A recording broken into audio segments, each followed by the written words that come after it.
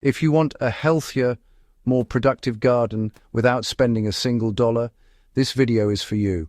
Before we go any further, subscribe to Evergreen Garden, share this with a fellow gardener, and, drop a comment telling me what you grow. Because everything we're talking about today works whether you're planting in containers, raised beds, or open ground.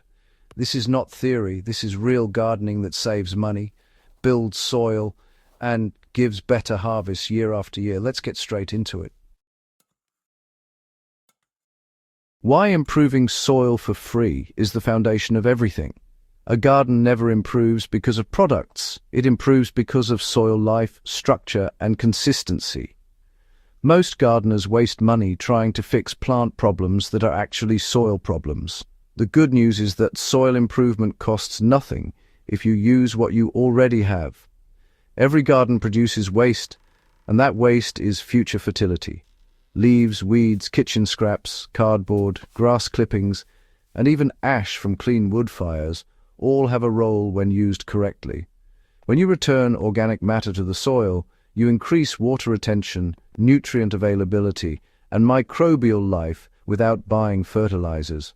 A simple rule that works everywhere is this: for every bucket of material you remove from the garden as harvest or pruning, return at least one bucket of organic matter back to the soil.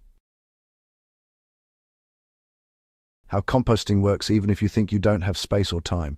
You do not need fancy bins or perfect ratios to compost successfully. Composting is controlled decay, not a science experiment.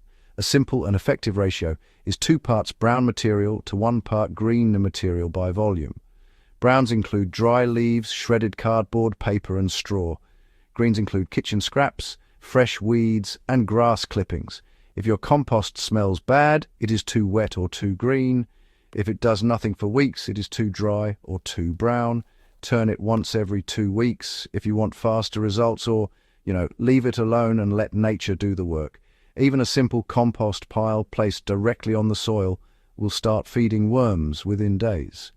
If space is tight, trench composting works beautifully by burying scraps 20 to 25 centimeters deep between crops and letting soil organisms break everything down underground. Why weeds are not enemies, but unpaid workers. Most gardeners throw away one of the best free resources they have. Weeds are nutrient miners. Deep-rooted weeds pull minerals from lower soil layers and store them in their leaves. Instead of removing weeds from the garden entirely, cut them at ground level before they set seed and lay them back on the soil as mulch. This returns nutrients directly to the surface, where your crops can access them. Soft weeds like chickweed and purslane can be chopped and dropped immediately. Tough weeds like dandelion or couchgrass should be dried for a few days before mulching to prevent regrowth. Over time, this practice builds soil organic matter without spending money on mulch. Mulch alone can actually double your garden's performance. Bare soil is, dying soil. Mulch does so much. It protects moisture, feeds those all-important microbes, regulates temperature, and, of course, suppresses weeds.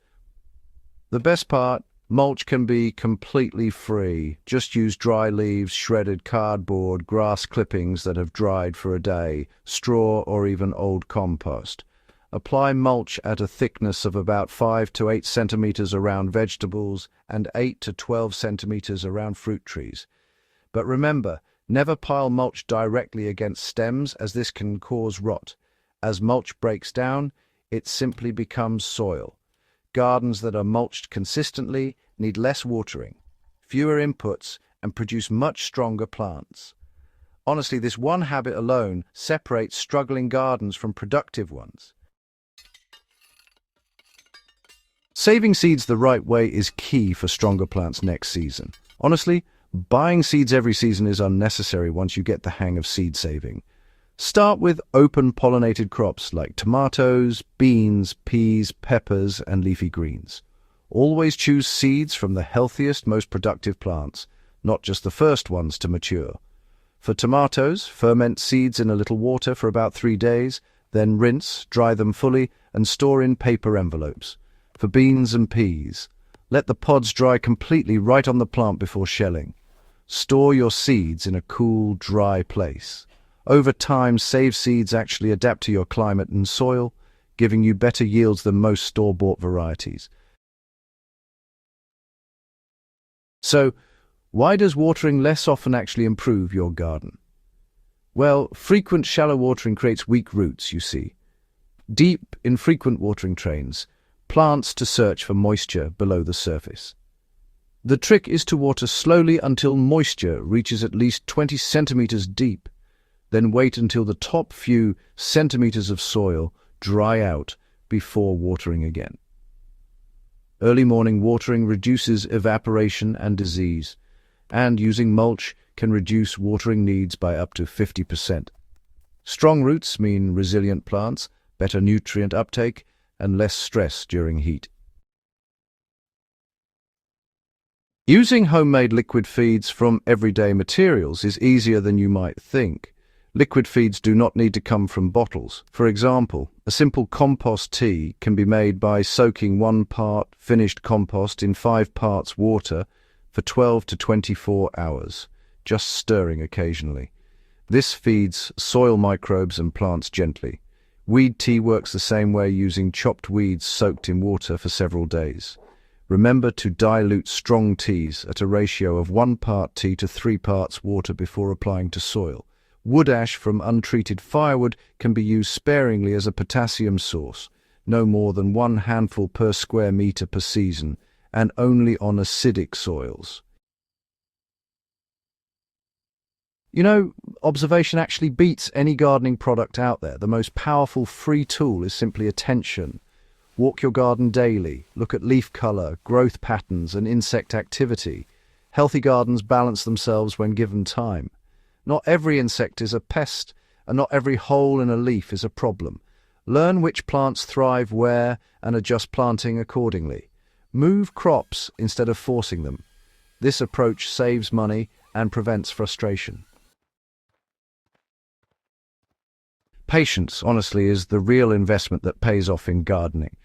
Gardens improve slowly, but the improvements compound over time. Soil that is fed today will reward you next season and even more the season after that. Free methods work because they align with natural systems instead of fighting them. When you stop chasing quick fixes and start building soil, your garden becomes easier, cheaper, and more productive every year. If this guide helped you see your garden differently, subscribe to Evergreen Garden, share this video with someone who loves growing food, and leave a comment telling me which free method you're going to start using today. This channel is about real gardening that works season after season without wasting money.